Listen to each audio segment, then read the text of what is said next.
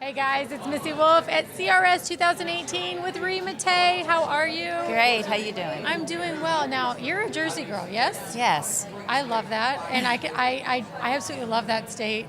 It's one of my favorites. Are you kidding? No, I'm not. You know what? I love Red Bank. Okay. Yeah, All right. I love Red Bank, and just the Jersey Shore was just always so much fun for me. And it took me a while to be able to go there. Mm-hmm. I didn't get to go until I was like 25 or something, I think, my first time, and I fell in love. So Yeah. what was it like growing up for you there? I loved being in Jersey because it was close to Philly and it was close to New York City. Yes. And my parents would take me to like Broadway shows. See? So, and I don't mind driving. Like a lot of people don't like driving because like when I did my radio tour, they're like, oh, all the driving. I said, I love driving. But when I grew up, my parents would take us like 2 hours to go eat in New York.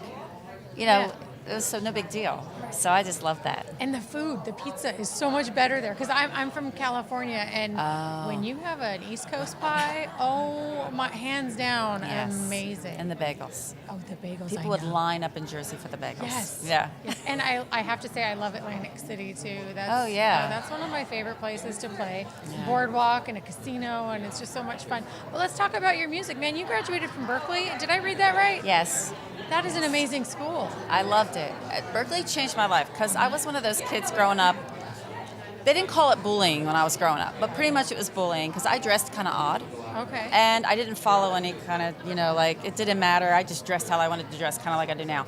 And people would kind of mock me. It was kind of weird. But like when I went to Berkeley, everybody was different. Like I walked in there, I remember walking in the cafeteria and I was dressed in weird stuff and everybody's dressed weird. I had people with different colors in their hair. Nobody cared. It was all about the music and learning, and it was just an unconditional love. Absolutely. And I find that with artists, though, because you're creative and you're just free and you're expressing yourself however you want. So I imagine that would be a great environment to be in.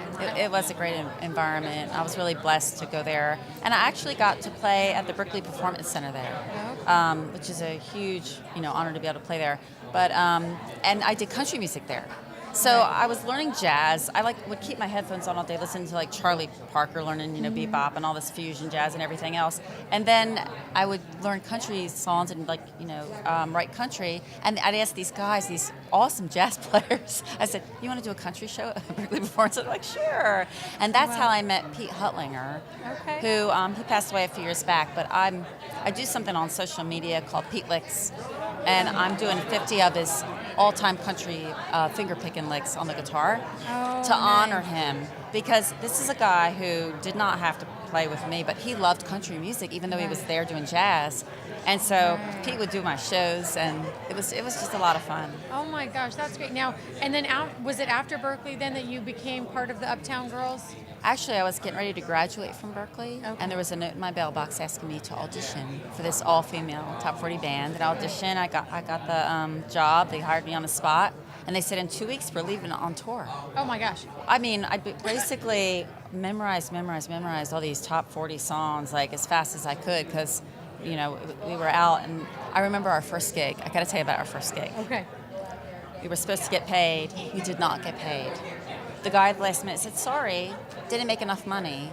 So here we are in this old milk truck, 7 women, no money except what we had in our pocket when we started on the road. I picked up the phone and I called my dad. I said, "Dad, I want to come home. I don't want to do this anymore." I said, "I didn't get paid." He said, "The Mattei family doesn't give up. You stay and you're not coming home. I'm not going to let you come home." And at first I thought it was the meanest thing, but it actually was a blessing. I have my dad to thank for not quitting, because after that things took off. We went overseas. We played in Japan, the Philippines, and played for troops. And it was the most awesome experience. I had a great time. How was it playing for the troops for you? That was, boy, I could cry talking about it, because they treated you with so much respect. You got 7 women. I remember we were playing for the Marines in Hawaii. It was 7 women and a big, huge room of all these Marines, and the most respectful, nice. I had one guy send me a rabbit fur coat that touched the ground. It was a long coat as a thank you just for playing for them. Wow. And sent it to my home. Because, I think we had exchanged letters a few times. And nothing more. I mean, it was just a thank you. Wow, that's incredible. And you know what? I know, because I have friends that are in the military, that when those events, those performances happen, it takes their mind off of what they're doing. It takes their mind off of what they're focused on, what they're hearing, what they're seeing, and it brings them peace. Yes. Whether it's 45 minutes or it's an hour, and I love the howling. I just love the howling behind us. It's Travis Tritt here. I know. But I know that it means a lot to them to have that break from what they're doing, and so thank you for being a part of that, because it's an honor. You keeping them where they're at and giving them a little bit of peace that's a service to our country too. So thank you. I appreciate that. And what else do you have coming up? What else you got going on? Well, I've got an EP. We're finishing in the studio right now called Believin' is Seeing. And that'll be coming out probably late spring. Yes. And so we're deciding on the next single for that, so I'm really excited. But right now we got Bump Bump Bump, still on the charts, I love climbing. it. So Are you excited? I'm very excited. This is my first single on the Music Row breakout chart, which has been a dream of mine, and it's just a dream come true. I don't think people realize it, like even such as yourself, to take the time to talk to me today, how much it means. Because music is what's got me through everything in my life, and that's what Bump's about. Right. It's about a girl that's going through a hard time. She's going through a breakup, and how the music gets her through it and actually empowers her.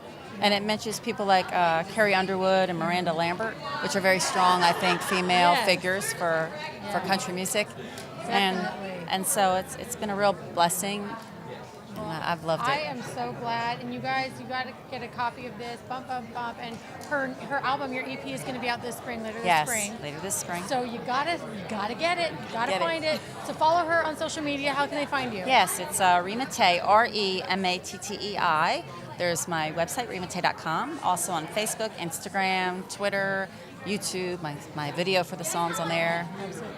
Well, you heard her, so check her out, guys. Until next time, we'll see you soon. Hey guys, thanks so much for tuning in to our interview here at CRS 2018. Be sure to like us on social media, follow us, share us with your friends, and subscribe to our YouTube channel for more videos. Thank you so much. We'll see you soon.